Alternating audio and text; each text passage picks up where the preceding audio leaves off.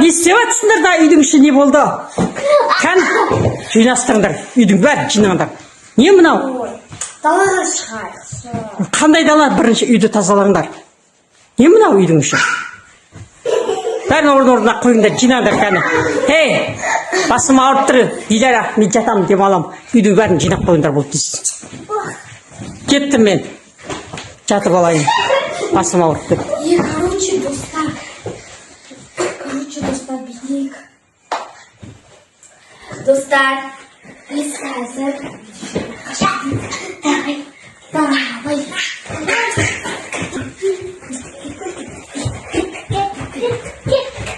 Енді görüşürüz.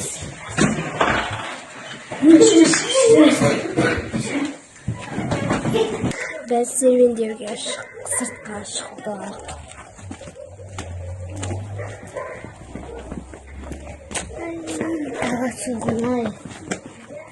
Газ, чудесный.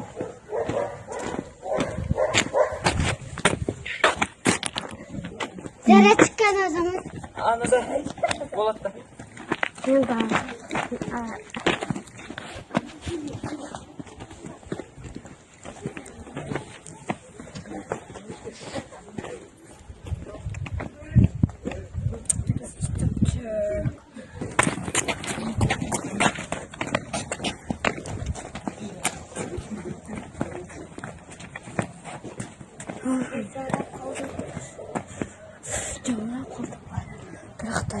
Ана жақты қарашы, ана жақта еще бір үй тұр, соған бара тұрмашы, жүрші. Әні? Я көрдім, біз жұмыстан қашып, үйден қаштық, жұмыс істегіміз келмейді. Ja, жұмыс істегіміз келмейді. Біз мама жұмыс бербеді, содан қашып шықтық. Жаурап кеттік ya. Осы үйге жылды болайықшы. Ya кеттік, жүріңдер. Жүріңдер. О, балалар, келіңдер, балалар. Кеп қапты ғой. Кіріңдер, отырыңдар. Отырыңдар, не қашты. Отырыңдар. Өсі сорпашы отыратын еті жоқ. Дұрыс кеп қалдыңдар ғой, отырыңдар. Отырыңдар, балалар. Қараңдар, мына баба яға нені ұқсайды? Түрін қараңдар. Ай, көрген түрін қараңдар. Ай, қорқынышты ғой. Баба яған емес па? Кейбірдің жүр. Баба яған түрін ұқсайды ғой.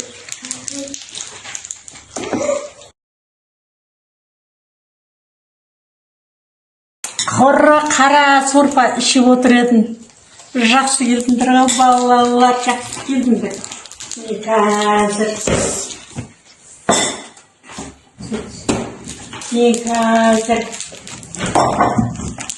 тамақ істесем екен. Не істеймін қазір? Істеймін. Бір нәрсе істеуім керек еді. Мына жерде сорпа ішіп отыр едім, еті жоқ сорпа. Жақсы келдіңдер ғой сендер. İstesem екен. Қандай тамақ істейміз? Қандай тамақ істейміз? Мына кемпір бізден тамақ жасайын деп жатыр. Қазір бастаймын. Қандай тамақ жасасам екен, үйде ет те жоқ. Балалар кеп қапты, үйде ет жоқтар. Не істесем екен, Сендер мынаны не қысам? Не, болмайды ана. Бұдан да үлкен нәрсе керек маған. Балта керек, балта. Мен, балалар отырып тұрыңдар, мен барып сарайдан балтамды алып келейін, я? Балта алып кеттім. Достар, бұл үйден қайтып қашу керек. Біз негізі бір сиқырлы таяқша тауып алдым да, мынандай. Содан біз енді үстіп фокус-мокус деп қашайық үйімізге. Әйтпесе мына кемпір бізге тамақ жасайды. Балтасына кетті ғой бағана бізді шақыруға. Фокус-мокус руляля. Оля, өзіңізге кетті. Өзігім, өлең төсегім. Қазір біз сиқырымызды қосып мына жерде тез жинап тастайық. 2, 3. Міне тапты. Аналарыңыздан қашмаңыздар. Аналардың әр айтқан сөздерін тыңдаңыздар. Балтамды алып келе жатырмын. Балтамы өткір. Әй! Балалар қайда? Балалар қайда кеткен? Әй, балалар қашып кетіпсіңдер ғой сендер. Киімдер көшеде қалды. Бәрібір келесіңдер сендер маған.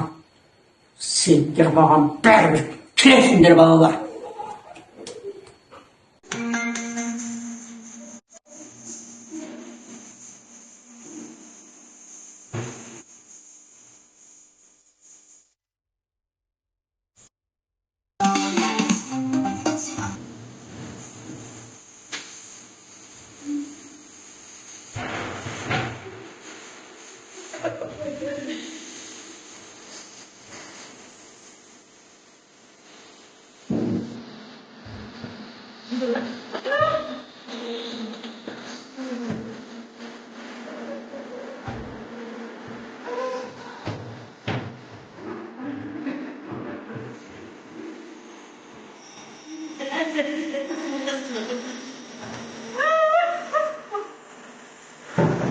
İzle baksaslar, izle.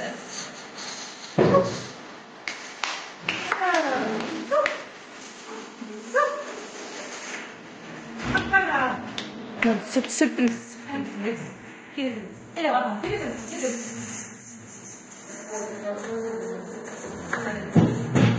Ne götürsün?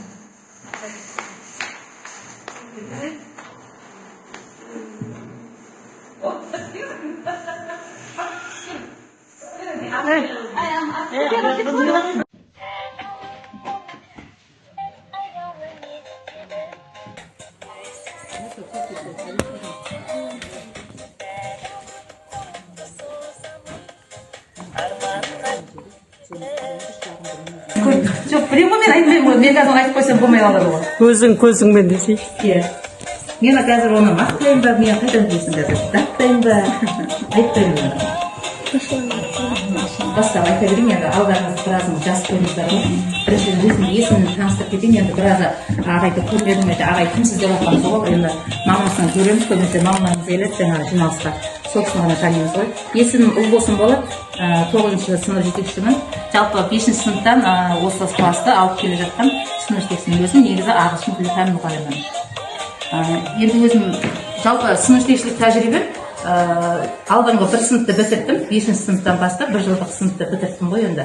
Биыл енді 12 жыл болып отыр, стартымыз енді сынып жетекшілік мақсаттағы. Жалпы бүгінгі негізгі тақырыбымыз ата-аналарды педагогикалық қолдау орталығы ретінде сіздерге жалпы негізгі тақырыпты алып отыр. Жалпы компьютерлік тәуелділік, бұл гаджетті пайдаланудағы ойдан шықпайтын қажеттілік. Негізгі мынау ата-аналар қолдау тақырыбынан алынған тақырыптың бірі. Бұл тақырыптар бізге арнайы өзі қолдау орталығынан бекітілген тақырыптар. Осы тақырыпты жалпы білесіздер, қазір қоғамда осы гаджет туралы, осы ұялы телефон туралы, қазіргі біріншіден біздегі бұл қазіргі өздеріңіз білесіздер, кәдімгі наша сияқты, бұлдағы темекі сияқты тәуелділік қой бізде гаджетті білесіздер, иә? Кәдімгі оны қалай оны бала қолданады, ол телефоннан шыға алмайды ол бала. Нашаны дәл солай ғой, нашаны қолданса одан шыға алмай қалады ғой, темекі тәуелділік деп жалпы тәуелділік деп жатқанымыз осы компьютерлік тәуелділік деп жатқанымыз. Осы тараптан өздеріңіздің қазір алдыңызда сауалнаманы толтырдыңыздар, иә? Сол сауалнамада сол баланың қаншалықты сол гаджетті телефонды қолданатынын өздеріңіз хабардарсыздар ма? телефонға жалпы соған кетеді ғой барлығы. Мынау гаджет, мынау жалпы ойынның барлығы соған кіреді. Осы гаджет деген компьютерлік ойынның барлығы.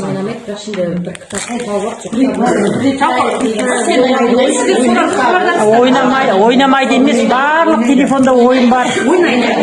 Соған сіздер не көресіздер, баланы не ойнап отыр? Кәдімгі не саласыздар деп қабатасыздар ма? Интернетте қазір өте қоғамда мынау сіздердің тәрбиелеріңізден бөлек басқа тәрбие өте салынып жатыр. Оны бала тез жаттап алады. Оны сіз қанша бала қазір мына сіздердің үйде күнделікті іс-әрекеттеріңізден тәрбие алады. Сіз мысалы балаға "Ай балам бүйтпе" деген айтқаныңыздарды ол бала түсінбейді. Тек сіздердің іс-әрекеттеріңізді. Үйлеріңізде мысалы сіздердің отбасыларыңызда өздеріңіз жаңағы жұбайларыңызбен қандай қарым-қатынастасыздар? Ұрыс керіс болып жатыр ма? Оның бәрі балаға әсер етеді. Лажы болса үйде дауыс көтермей баланың көзінше, өйткені бұл бала соны алып ертең өзінің өмірінде соны қолданады. Қаншалықты? Өйткені сіздер өздеріңіз жасырып жаңағы күйеуіңізбен енді мысалы жолдастарыңызбен қалайса болады. Бәрібір бір ұрыс керіс болады ғой. Ыдыс-аяқ сыдырламай сырмайды дейді. Болады. Мен өзім дәстүрлерді талқылау және қолдану. Жасөспірімдер арасында ұлттық құндылықтарды сақтауда мектеп пен ата-ананың өзара әрекетінің маңызы. Жалпы осы тұрғыда өздеріңіздің ой пікірлеріңізді айтып жүрсеңіздер, бір-екі ауыз сөздерді нақты. Маған да ақпарат керек еді, иә? Өздеріңіздің ой пікірлеріңізді айтып жүрсеңіздер, әркімнің ойы құнды ғой, енді бұл жерде сіздікі дұрыс емес деп айтпаймыз. Өздеріңіздің алған білгендеріңіз бар, көргендеріңіз. Неге қосылғаныңызды білесіздер? қыздар бар ғой, бірдей болып бірдей емес, өздеріңіз білесіздер. Отысына қарай өзі. Қалай? Сіздер тараптаңыз ол кейінге біздің араласуға құқығымыз жоқ.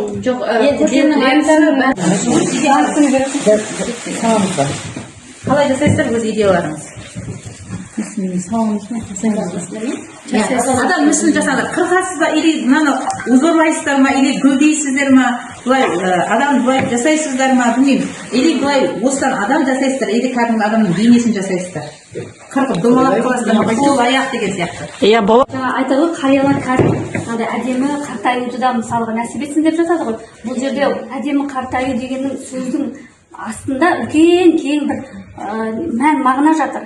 Яғни үйде отырған ата болсын, әже болсын, алдындағы немересіне, мысалға қыздарымызға неден 40 үйден деген сияқты, ұлдарымызға жаңағы өзіміздің ұмытылып бара жатқан салт дәстүріміз болсын, құндылықтарымыз болсын, солардың барлығын есіне салып, өздерінің басынан өткендер оқиғаларын айтып, соларға тәлім тәрбиесін беріп отырса, ол үлкен бір бала, яғни ата мен әженің қолында өскен бала жаман болады деп мен ойламаймын. Яғни енді ата-аналар көбісі жас болады, олар жұмыс басты болып кетеді. Мысалға баланың тәрбиесіне мен өзім мойындаймын, кейде біз үлгере алмай қалып жатамыз. Мысалға әкелеріміз көбісі қазір өздеріңіз білесіздер, көбісі бақты жұмыс істейді. Мысалға 15 күн жұмыста болады, 15 күн өзінің басқа шаруаларымен кетіп қалады. Мысалға сол кезде балаға мысалы ақыл айтатын үйде кейде адам болмай қалады. Ал енді жаңағы атасы, әжесі болса, олар енді үнемі ғой қасында ғой баланың үнемі үйде. Сол жаңағы өзінің ақылын айтып отырса, бұл үлкен жаңағы тәрбиенің басы деп білемін. Рахмет. Жалпы келесі қайсыңыз? Кезек оқи беріңіз. Жиналыста ең бойы ұзын ата-ананың кім бойы ұзын? Ана кісінің бойы ұзын. Жоқ, кісінің бойы ұзын емес пе? Жоқ. Сен екеулеріңіз құшақтай берейік.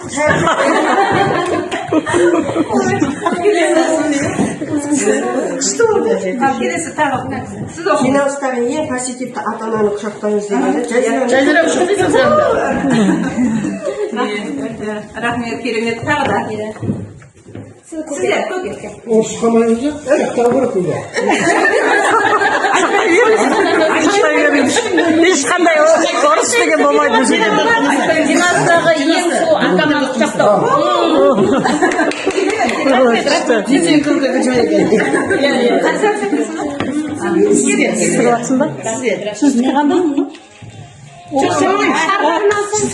Шарасаңызшы. Мынау оны ақылы мен. осыны қайсы жасап Жаңағыда ең позитивті атадан құшақтаңыз. Сізге жаңағыдағы ең позитивті. Апаны құшақтаңыз. апаңыз құшақтай беріңіз, иә. Керемет, иә, рахмет. Келесі. Мен де жиналыста ең әзілқой ата-ананы құшақтаңыз дейді. Мына түсіп тұрмын.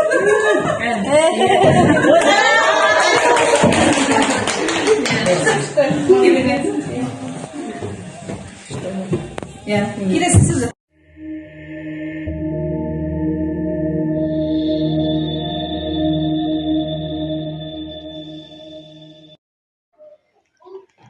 Міне сабақ басталатын уақыт болды. Оқушыларымыз кешігіп жатыр. Әлі келмей жатыр. Қоңырау да соғылды.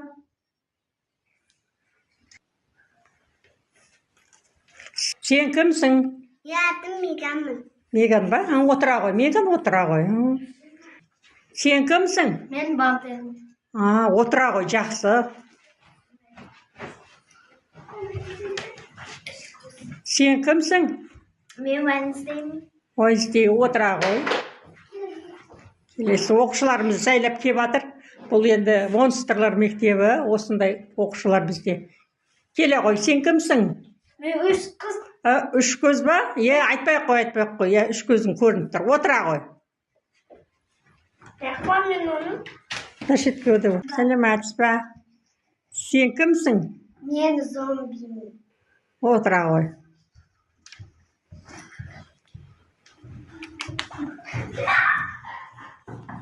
Сәлематсыз ба? Сіз кімсіз?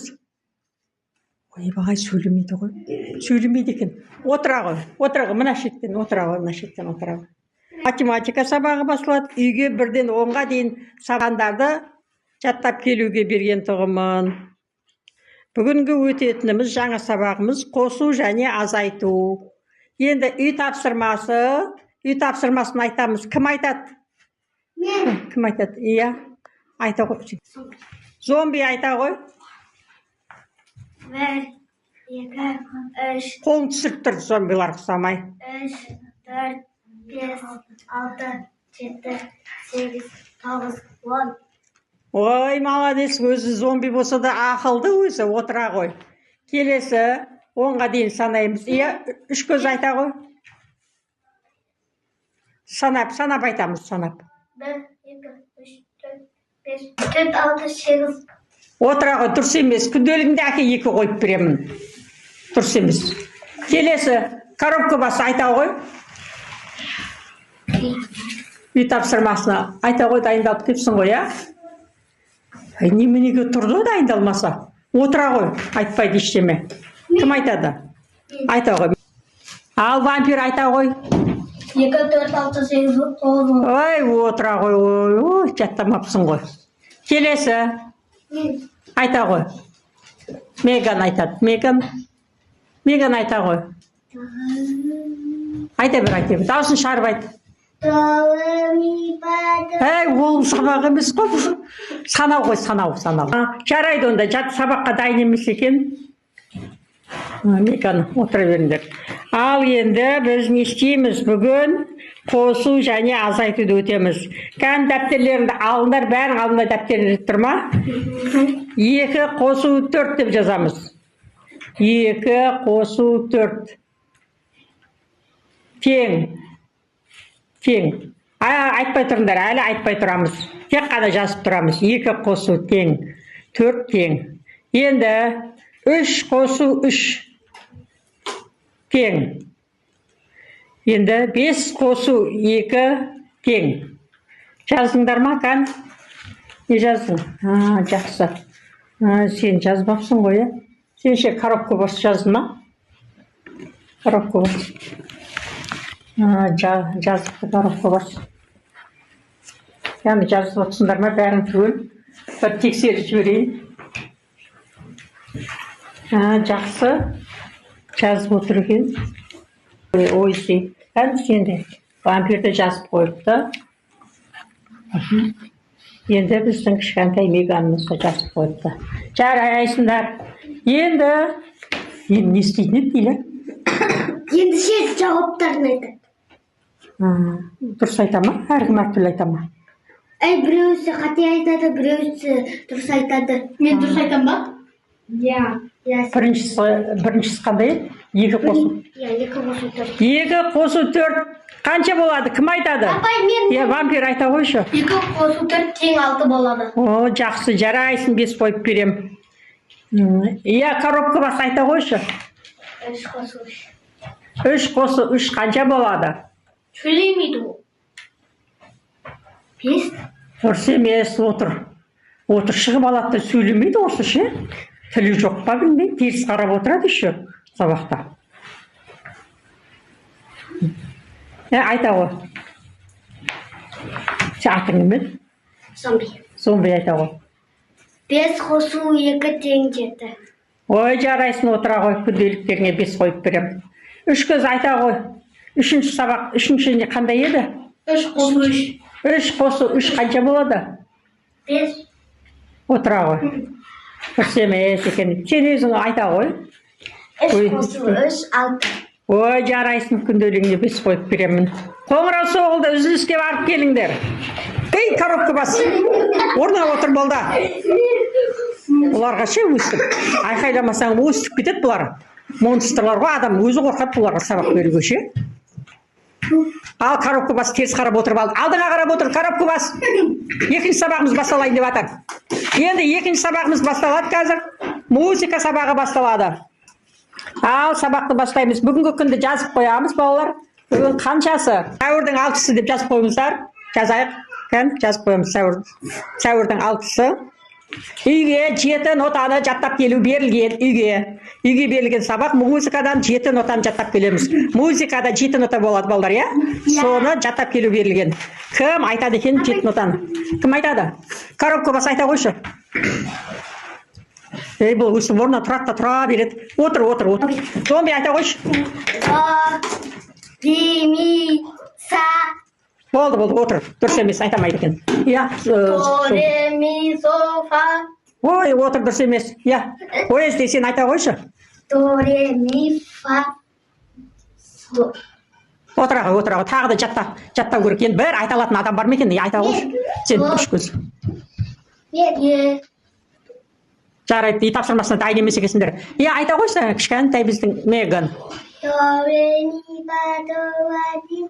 Молодец, до, ре, ми, фа, со, ля, си деп айтты. Біздің кішкентай Меган сабаққа дайын екен. Сабақты жаттап кепті. Отыра тұрыңдар, мен қазір журналымды толтырып алайын, иә? Жасайын.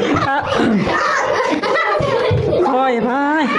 Ей, мынау мен журнал толтырамын десем, естіп кеттім балар. Ей, ойбай, мыналарда, иә? Шуламасаңдаршы, мен журнал толтырамай жатырмын ғой. Оқушылар!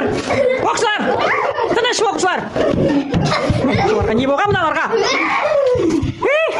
Өлі мына.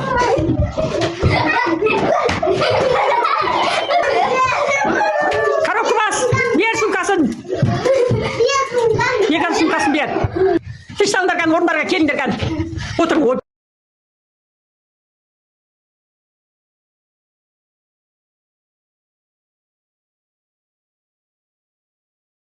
Журналымды толтырып үлгере алмадым ғой.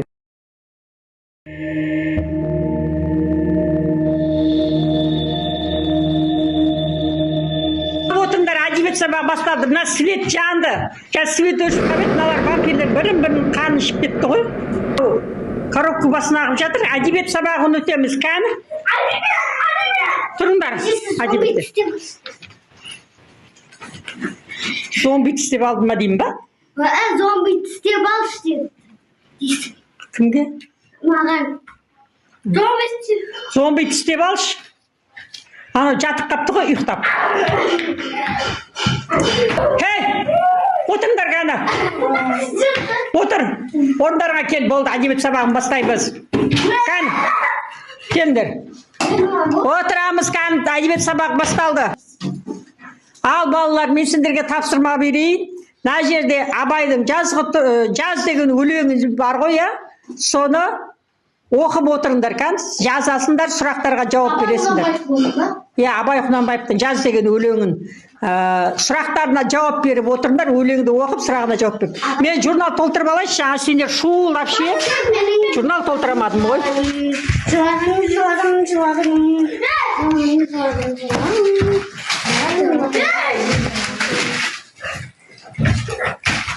Мен журналымды толтырып алайын, сендер кішкене сабыр ете тұрыңдар, я?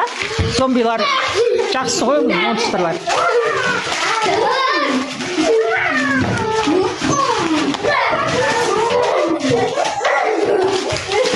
Қалыңыздар, балалар.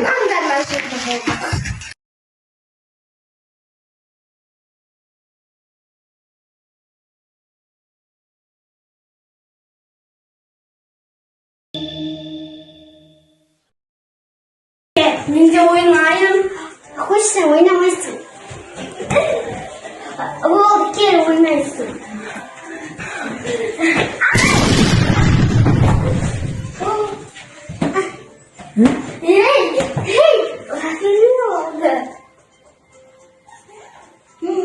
Әже! Басыма, әже шақырып кел. Әже!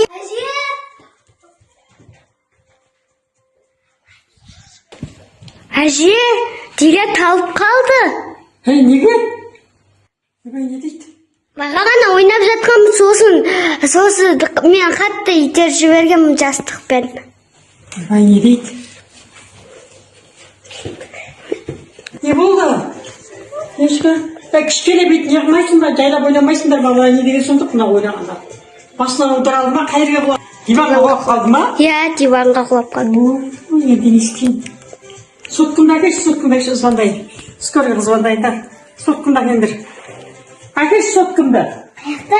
Ой, ендіше құстарыма абайлап ойнасандар болады ғой сол. Бір-біріңді аямайсыңдар, е? Жаман құлатқасың ғой, скорыйға әкетіп қалды енді. Больницаға жатқызатын болды енді. Мейлді енді, укол салдырып жақсы болып келсін енді. Жақсы болып келсін. Болды ғой енді, жақсы болып келсін.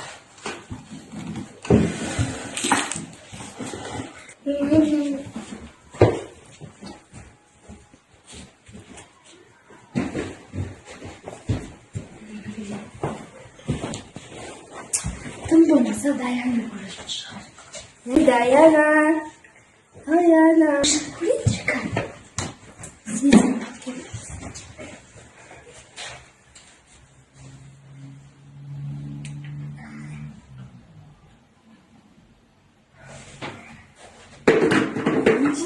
Сезім мені ішкірме көрмейді. Көркен. Ешкім көрмейді мені. Не болған соншалықты маған?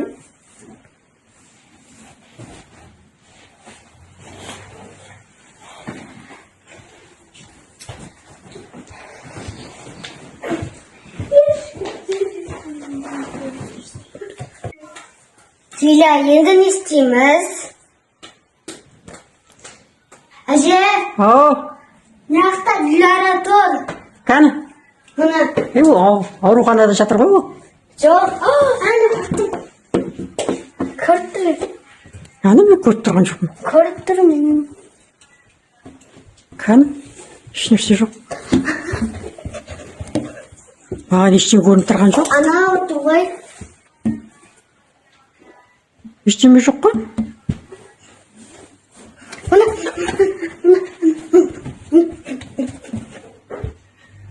Қаны?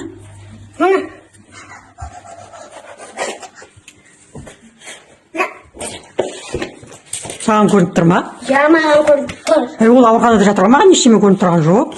Тұр мына, анау тұр, анау тұр, анау тұр.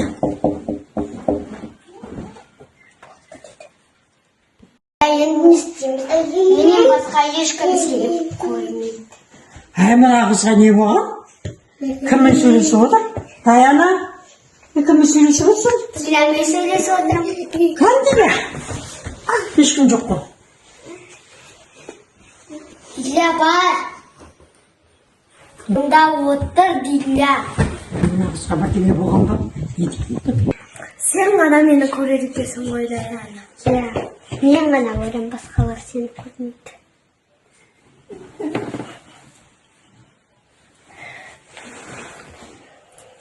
Мүмкін жастықпен ұршылай, жастықпен.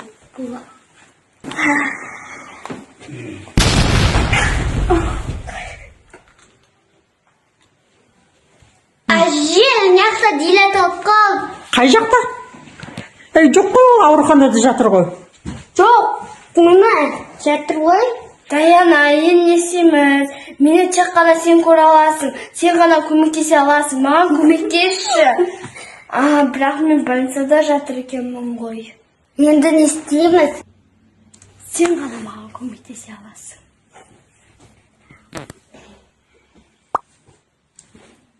Әже, енді бүгін Дила келеді ма? Білмеймін, бағана мен звондағанымда не деді ғой? Тамақ ішіп жатып қалып деді ғой. Қазір тағы да хабарлассам. Келе ма, келмей ма, бүгін білмеймін. Сәлеметсіз бе? Көп жаса Тәңір тілеуімді берсін. Ата, енді менің екі қызыма қарай тұрыңызшы, я? Менің екі қызыма қарай тұрыңызшы. Мен бір жаққа 2 сағатқа барып келейін деп жатырмын. Қанша теңге? 50 мың. 2 сағатқа 50 мың ба? Иә. Өлі масқара, мен пенсияның өзі 50 мың ғой, үйі барлығы соған қарап отырып. Сол мен сізге мына алдын ала беріп қояйын. Менде теңгемен жоқ, доллармен мына $100 ақша алып алыңыз. Менің қыздарым, сол енді бала ғой енді. Не қыласыз, сол кісіге, сол балдарға қарап отырасыз ғой, 2 сағатқа. Жерге тығыз жұмысым болып тұр, соған барайын да келейін, иә? Ата, жүріңіз, ата. Сізден басқа ешқандай няня қалмапты. Нянялардың бәрі занят екен, сосын сізге звондадым ғой. Келin.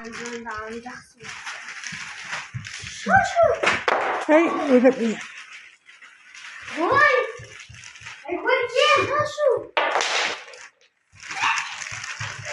Шашу, жинаңдар. Бүгін мен жұмысқа тұрдым, Құдай қаласа няня болып.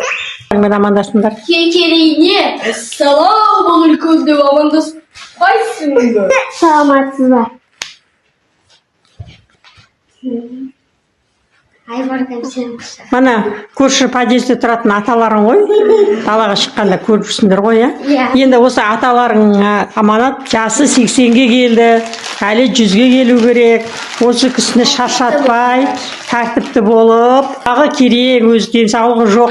Сондықтан шаршатпай отырыңдар қыздарым ма? Әйтеуір қазіргі балдар қиын ғой, далаға шығып кетеді, жалаң аяқ шығып кетеді, сосын кейін сыртынан құлтап та кете алмаймыз, сондықтан сізге тастап балаларымды аманат қылып кетіп жатырмын, ата. Бірдеңе пісіріп қойдым, мен қарным ашады ғой. Иә. Сізге көже пісіріп қойдым, кеспе көже әдемі. Иә. Печенье пісіріп қойдым. Қазір қыздар әкеп береді ғой. Жақсы онда, мен қайттым. Кеттім. Отыра беріңіздер. Нана, бері. Ата, келіңіз, тиктокқа түсеміз. Не дейсің? Тиктокқа. Ау?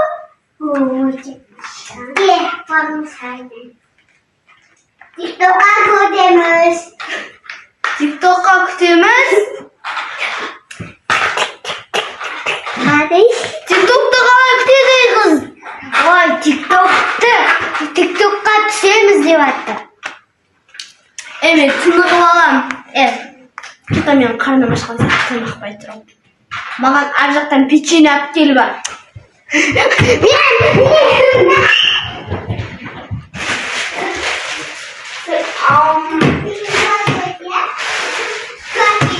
Елу мың аласың 2 сағатқа. Сол 50 мың алып кетейін үйіме қарай. Балаларға шірбеге бірдеңе алайын. Табесімді алма барым.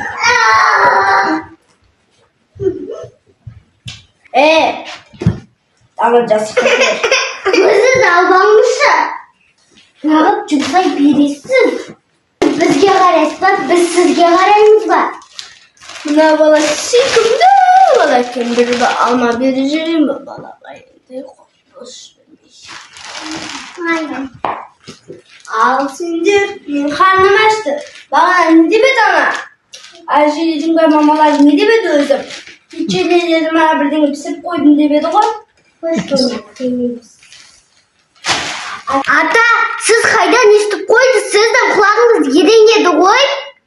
Ерең деп, ерең бұққаным ба? Бәрі көл әкіл деген соң.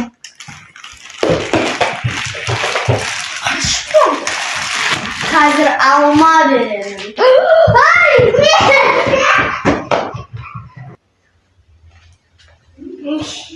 Böyle. Ağam juda bir nemi toyat deb qoldi. Ya kızlar. Men. Ikimiz kelinge. Men. Ata, biz degan yo'qmiz qo'y. Senlar menga azaq keldi. Men de senlarga azaq berdim.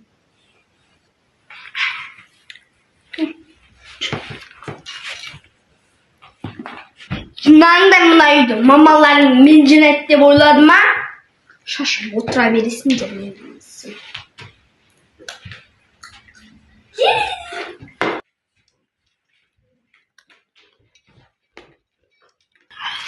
Tinimni alam, undan ketirdim ularga 7 soat qarab.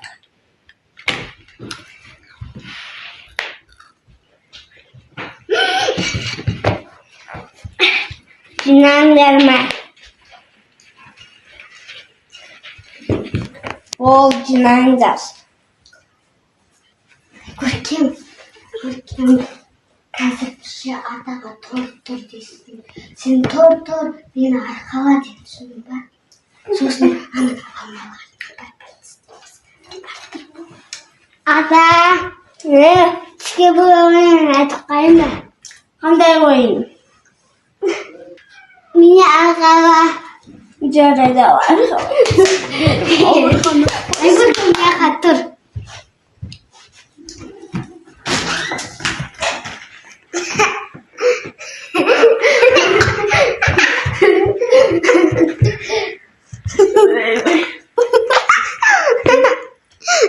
Ayağım çıkamazsınız.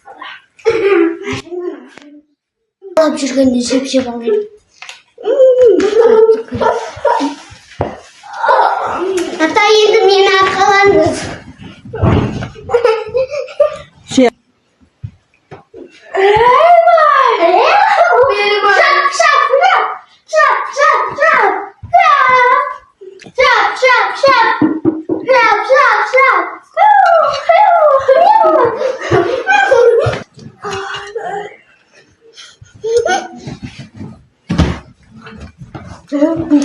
Niye sonra gidebilir? Bırak olacaksın orada. Tırnağım kalır benim.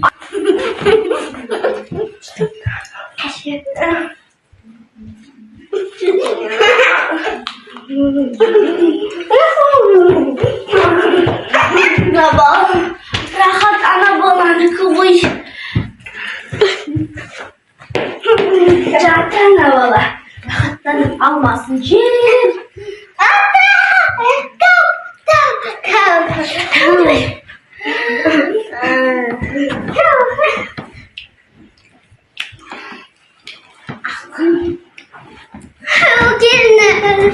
Ver, yega.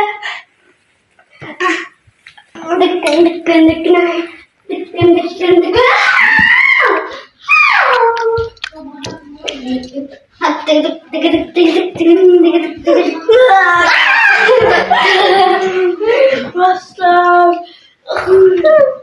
Takayım ben. Salim.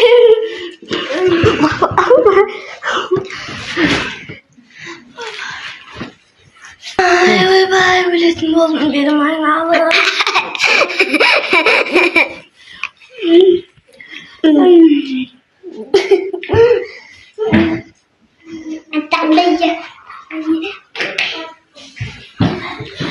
Şaşaman.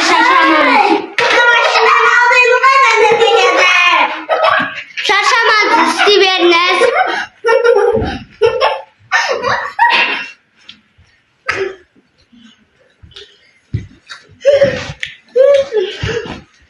Oh beni. Benim aynam tuttu aynam tuttu. Ay. Cinsel. Yüzünden. Şaşırdım bunun. Korktarım var mı? Yedi alsam ayamayım. Ne balağaydın bu balağaydın. Verin.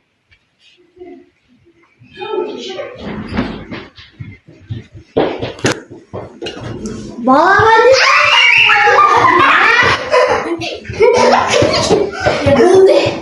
Şlamayın.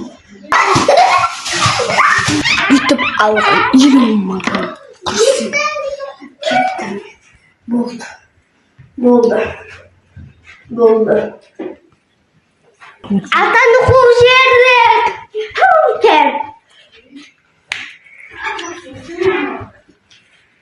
Dostlar сәлем. Қазір біз магазинге шыққалы жатырмыз. Әжем және мен Әбдилә үшеуміз. Магазинге барамыз қазір.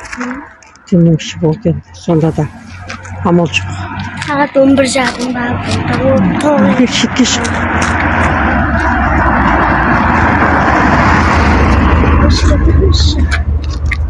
Магазинге де келдік. Магазинге. Жақындадық.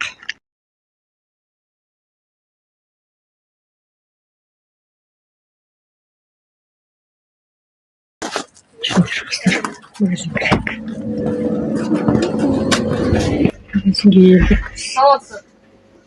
Алиханның несін аламыз ба? Жоқ. Алиханға ештеңе сатпай ақ қояйық. Алиханның өзінікі бар емес пе?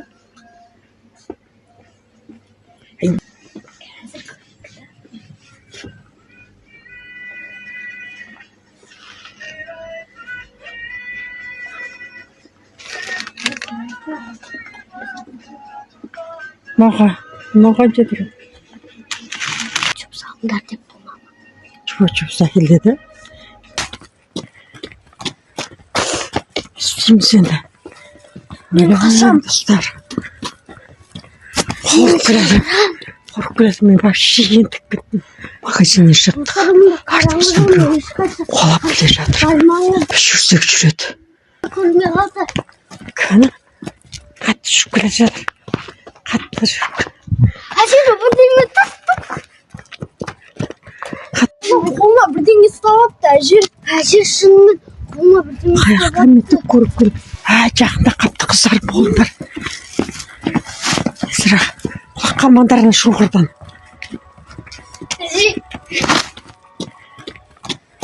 Істейміз енді. Қашам? Достар. Қорқып келеді. Мен вообще ентіп кеттім.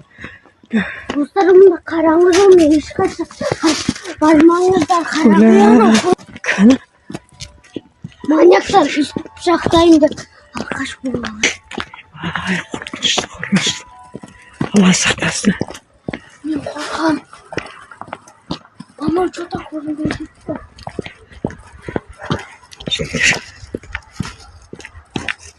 Ең жақында ұтқанда жүгіріп кетпесе.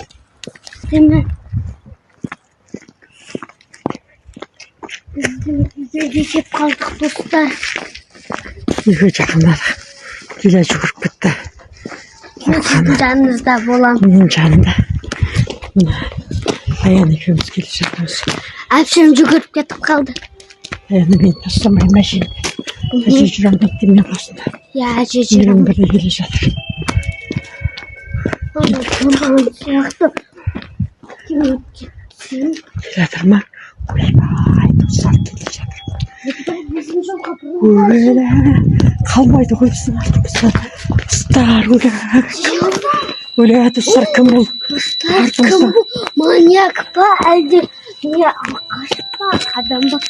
Шыбаған ба білмеймін. Сылам етіп жүрді. Жақтайым дейді шо бізді. Қатты жүріп келе жатыр. Қатты жүріп. Әжері бірдеңе тастық. Қатты жүріп келе жатыр. Мен әженің жанында жүрем. Әжені тастамайым. Мен қызыма сені тастамайын деп келе жатыр. Қорққаннан қашып кеттім. Аяна, еле қорққаннан жүгіріп кетті. Жүгір. Есік жап. Құлта. Құлтадыңдар ма? Жүр. Ойбай, Алла сақтасын. Қалмайды ғой, қалмайды. Біз жүрсек жүреді, тұрсақ тұрады. Аян, құлтадың ба? Жүр.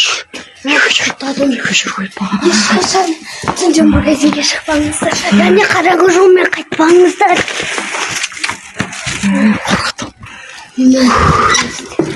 жүрегім ай. Ашетті де батыр. Не қылып жатыр? Бағанағы ашетті де батыр. Аш есікті. Сәр көткен. Барып кеттік қой өлең. Қарамыз. Көткен кетіпті ашет. Жаурағанда қой мен жаман жүрегім ауырады.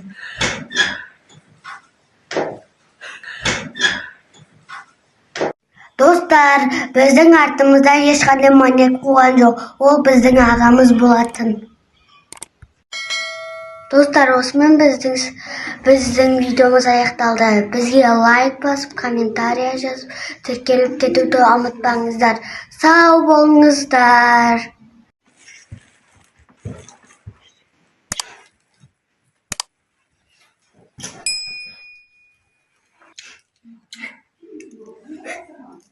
Есің жылап отырсың? Көрмейатсың ба? Пияз ашып отырмын ғой. Сен вообще-то қашан жұмысқа шығасың? Сен уже жаз бітті, қыз бітті, көз бітті. Көктем бітейін деп жатыр қазір.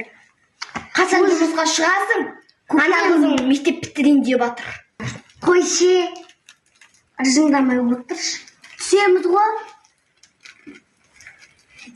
Сен ана босырақ Жигулимен хотя бы таксовать идти.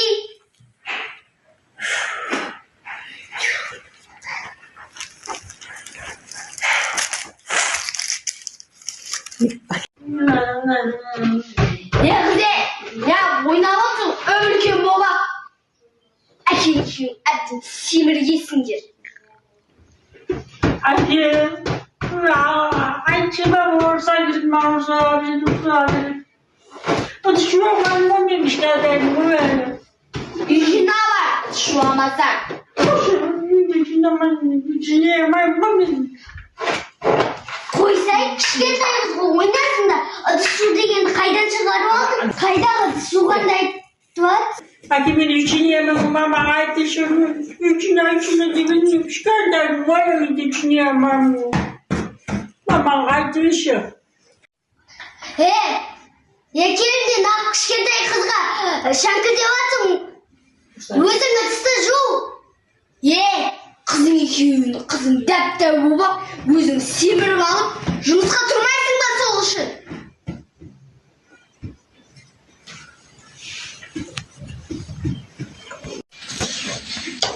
Мама, су ішем, су берші, мама, су. Дәп-дәп болып, су құюды білмейсің ба?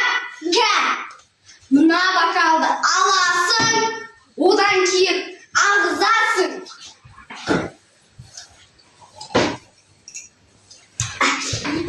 Ішіме ана бокалмен.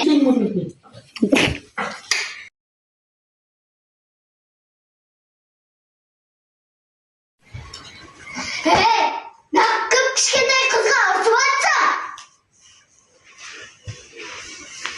Даже мына қызың мына таяқтың не екенін білмейді, үйретпейсің ба өзің? Өзің үйретесің. Осының бәрі өзің бәлең. Өзің үйретуің керек, жұмысты да сен істеуің керек. Пол жуасың, тамақ істейсің. Сендердің тамақтарыңды істейді. Полыңды жуа, кіріңді жуа. Тағы не істеп берейін? Қызыңа өзің үйретуің керек. Сенің кесірің бәрі. Ал сұрашы қызыңнан, мына таяқтың не дейді деп, оқтау демейді, мен ұратын таяқ дейді. Сұра қызыңнан. Қызым, мынау ойнау не? Мен ұрып жүрген таяқ оймамам. Көрдің бе? Қызың дәп-дәп болып, екеуің семіргесіңдер әбден. Қызым, қарның ашты ма? Магазинге колбаса мен нан алып кел. Қай ақшама келем. Барлығын істе өзің бар. Бол бар. Мен қай ақшама келем, менде тас та жоқ. Жұмыс істемейсің ба, жұмысқа шықпа. Жата бермей пультіңді құшақтап. Қойшы. Қызым, Ана Аминаға бар да, компьютершін алып кел. Аминаға жаздырып алып кел. Бар. Тағы да жаздырып бар, ақша жоқ па не? Жоқ менде. Қай ақшамға келем? Жоқ менде ақша осы жерде. Қош мен чупа-чупс мороженое алып келем тағы да қосып. Жоқ, алма. Жаздырсаң да әкеле бөлем чупа-чупс аламын мен. Мен мороженое. Алма, тез барып кел ол. Қонақтар тез келеді қазір. Чупа-чупс аламын мен. Шайден алыңыз, шайден. Өзің нанды үзіп алмайын жеп отырсың шетінен ол. Үссе қонақтан алдына қойса, өзің жедіңіз.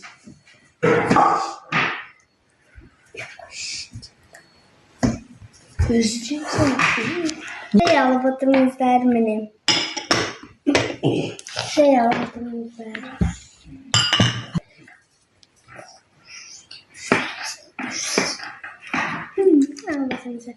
Ау?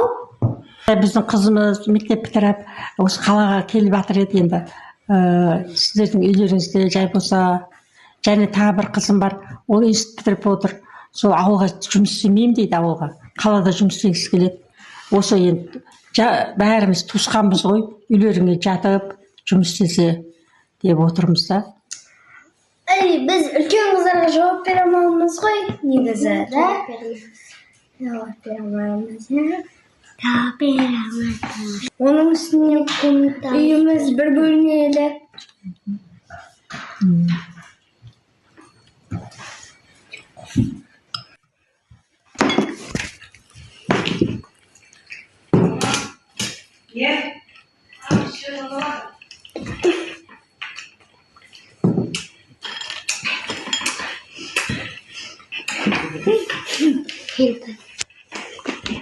Nasıl ойлап отырсыңдар? Егзе, сенен жасты қыздар уже ұбытуға тезге дайындалып жатыр. Қайдақ дейсің мен 16-ға келдім ба не мен әлі? Әкесі, мына қызың 16-та кейін білмейсің ба? Сен 16-дасың ба? Білмеймін, мама 16 деп жатыр ғой мені. Білмеймін. 16-та келдім ба? Тезге дайындалып ұбытуға. Бай, мен онда теске дайындалайын менде. Онда менде жұмысқа тұрайын, ойыншықтарды көршілерге таратып жіберейін. Иә. Сен өйстіп пультыңды құшақтап отыра берсең, бір уақытта оянасың өйстіп. Тағы ұбытуға барып, диплом алған кезде бірақ оянда тағы да. Бар таксовать еттік. Жұмыс. Жетіп қалсын. Ой Алла! Тупай, тіл көзден сақтасын.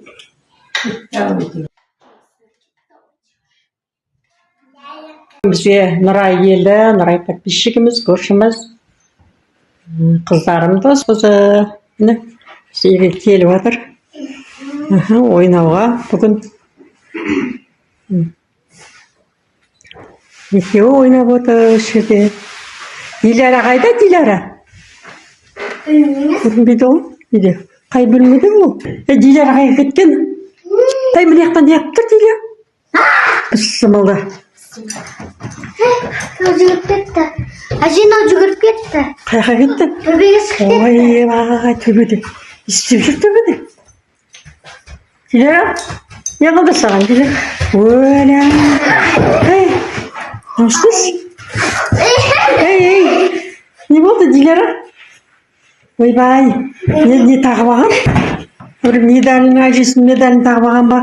Ойбай, не тағып алған? Үшін мені алтын білесігім тағып апты. Ойбай. Диляра, беке. Суақың беш, мына бір түрлі қалды ма? Не болып кетті нағыз? Келе ғой, Диляра. Öyle. Kola batır mı? Burayı da kola batır. Dilara. Ucuğum. Otur. Dilara otur. Kış. Buraya. Bismillah. Енді қайттық. Otur şunu.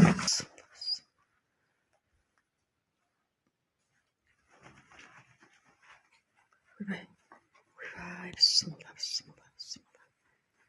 Енді қайттық.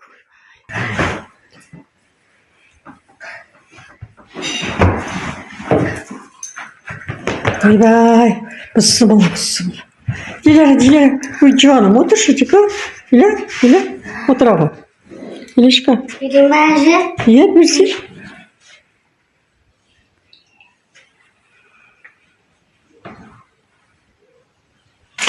Ой, bismillah. Öyle. Ана бақалды ал. Öyle, не болды? Достар, мына қызға біртүрлі болып қалды ғой мына. Мына қыз біртүрлі болып қалды ғой мына. Ей, екеуі жүрген. Не болды мына қыз? Біртүрлі болып қалған ба, не болған мына қызға? Диля, жаным, отыршы, Диля, отыра қойшы. Ой, bismillah. Ойбай, bismillah. Ал шантаны. Ана мен біреу тұрайын деп жүрмін. Bismillah. Диля. Берші. Диля. Қоя ғой.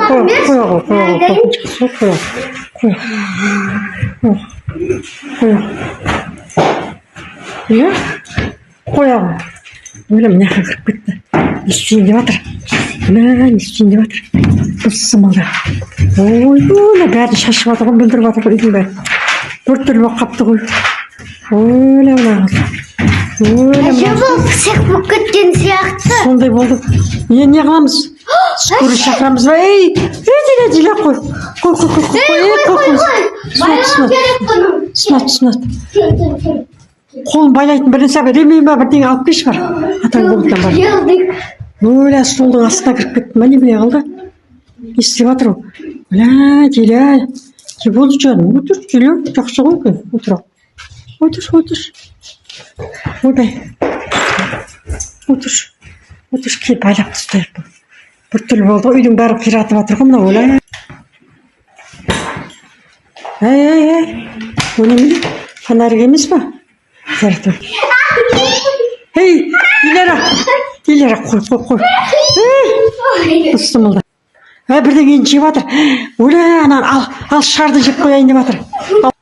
Дайын артқарап тұр дейді. Ей, жібер. Ай, мойнын ауыртып жүрді ме? Енді елестеймін сол оның ше қолын бірдеңемен байлап тастайық. Öyle, мына қызға біртүрлі болып қалдық мынау. Анан айналып жүр өзі ортаға қойып алып ше. Менің әкеліңдер, мына қыздай. Енді не істейміз? Ана терезеден секіріп кетпесін. Ұста. Қолын артқа қайыр. Байлай аласыңдар ма? Біреуін ясыңдаршы. Біреуін ұстап тұрып, біреуін байласың. Екеулеп байлаңдар енді. Байла. Bismillah. Шамалынан түсіріп бүйтіп кіріп байласай. Енді скорый келгенше кішкене байлай тұрарды. Ой, қызым не болды? Бұған несі лақтырып жіберді ғой? Күші көбейіп кетті, мөрөлеп кетті ғой. Тиме. Шарды жеп қояйын деп жатыр. Ал. Қайтадан байландырсың, байлаған болмай қалды ғой жаңа. Öyle şart mı? Öyle yeni isim şart çıktı o kadar. Vuşuracak. Böpe. Alihan'da kola batırma. Ya kol. Байландыр. Аяғымен төп тұрған қараш. Құлатып жібермесін сендерді. Аяғымен. Отыр. Мен скорый звонып қойдым. Ана жерде келгенше ұстап отыратыңдаршы және екеуің. Екі жағынан ұстаңдар. Диванға алып барыңдаршы диван жақ. Бұда келмейді. Диванның қасына отырғызып қояйық. Жерде отырсын енді. Шақырған жүрді, иә. Таталала тупой. Ойбай, не дейді? Сөйлегемейді қалған ба, не болып қалған? Таталала тупой дейді. Ой, Микки Маус, шешін ана.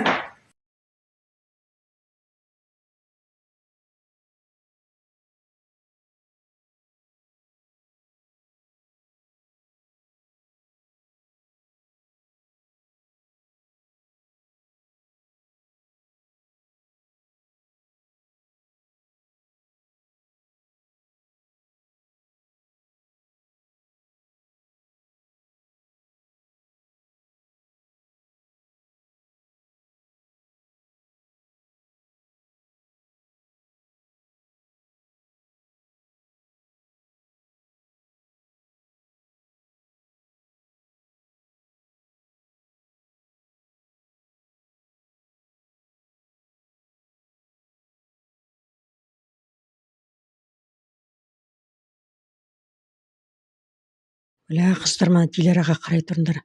Мен скорыйдың алдынан шығып келейін.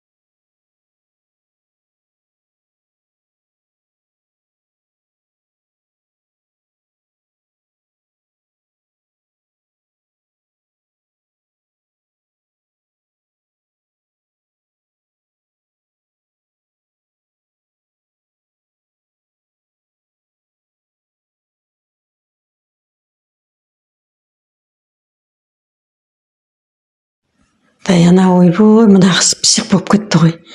Енді не істейміз? Мен барып сырттан скорыйды көріп келейінші, келді ме екен? Ұстап отыра тұрыңдар. Екеуің